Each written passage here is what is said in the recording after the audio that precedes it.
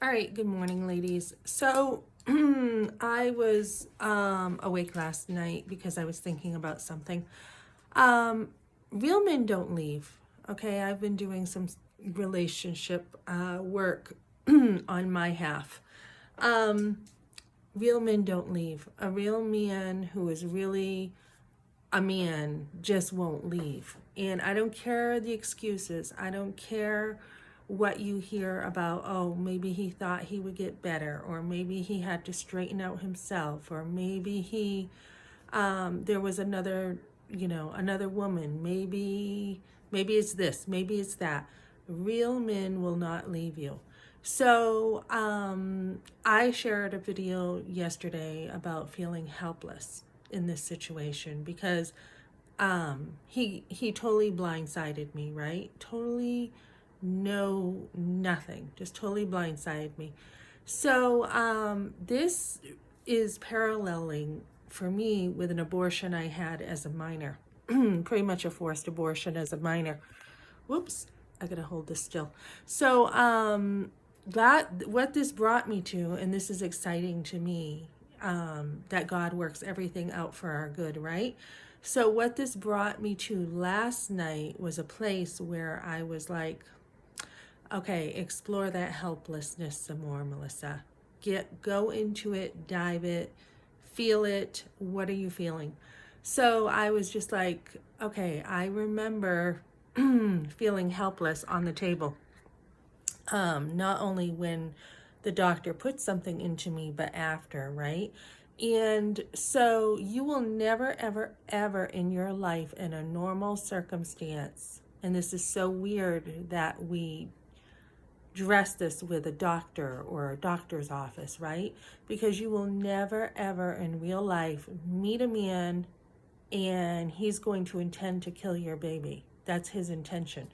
So I was, didn't even know what abortion was taken upstairs into a room and basically told to take my clothes off and put on pajamas, right? So I had pajamas, I had some pink little ankle socks on just to put my feet in the stirrups, right?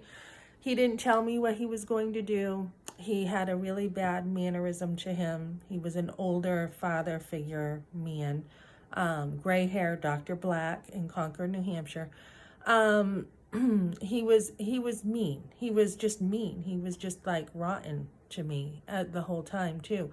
So I think looking at his perspective last night, he was trained to do this, right? And he probably wasn't happy knowing that he was going to kill my baby. And here I am like a sitting duck, not even knowing what's coming.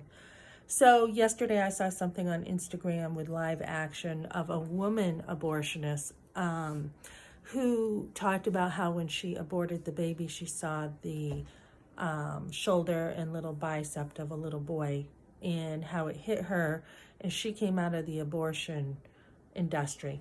And usually you see men doing the abortion. Years ago, it was mostly men, right? And us women, the feminists will be like, oh, I hate men, but they go to a man to have an abortion. So, anyways, I hope I don't get cut off on this because sometimes my camera cuts me off. Anyways, I'm like, okay, great, this woman is not doing that anymore. Do I have a lot of compassion for her? Probably not as much as I should. It's important to try to forgive people in your life. I find it a little harder, but Christ, only because of Christ, to forgive some of these people who perform abortion on minors because they know so much more than a kid knows. They're a doctor, okay, and they know so much more. But yet she was blind, okay, and everyone's blind unless God opens your eyes. And it's the gospel that allows you to forgive other people. So, so that hit me yesterday. Nowhere in life will you just meet a man who's going to be rude to you like that. You don't even know him. He doesn't know you. But in the name of medicine, we have this going on, and his intent is to kill your baby, and you probably have no idea as a teen girl what really is going to happen, except that somehow your pregnancy that you're in trouble for is going to be taken care of. So you're already in trouble, right? And your boundaries are down. So it's not that hard for someone else to come in and manipulate the situation and get what they want too. So then, and then I was thinking, I used to think, oh, how kind, like a nurse at least held my hand and said it's going to be okay. So I was coming home from work the other night with a girl, telling her about my husband leaving, and she's like, you're going to be okay. And I'm like, yeah, I am. Either way, I'm going to be okay. And then I was paralleling that with the abortion, and the only one I had was a nurse saying it's going to be okay. And, that was actually like a cruel mercy. I mean, it was. There is nowhere in life you're going to have about 3 other people kind of gang up on you: a doctor sucking the baby out of you, a nurse holding your hand, and someone else watching or helping the doctor, assisting him with something. You're never going to have 3 other people ganging up on you in normal life trying to kill your baby. Usually a mother has the ability to protect her baby, right? So those feelings of helplessness there, again, I was thinking about. And this was so absurd. And then I was thinking about the car with my mother just sitting there, and I didn't say a word. I mean, I was just in so much pain that it took all my concentration and all my strength just to focus in on myself and the pain that I was feeling. And my mother just kind of like it, her whole, demeanor was, it's going to be okay kind of thing too. So think about that evil, that your baby is actually is dying and you don't have medical help, and you just got people around you just supporting this evil. So as I go to a court hearing tomorrow, the courts will definitely support divorce. I mean, it's the law of the land, right? They're going to support it, whether it's right or wrong. They're in an authority position, and they will end your marriage if somebody wants that.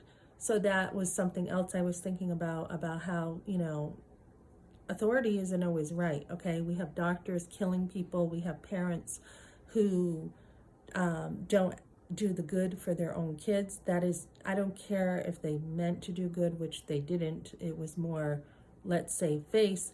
But all I got was you were too young, okay? Was I too young? Then why was I allowed to sleep, with somebody? Why was that acceptable?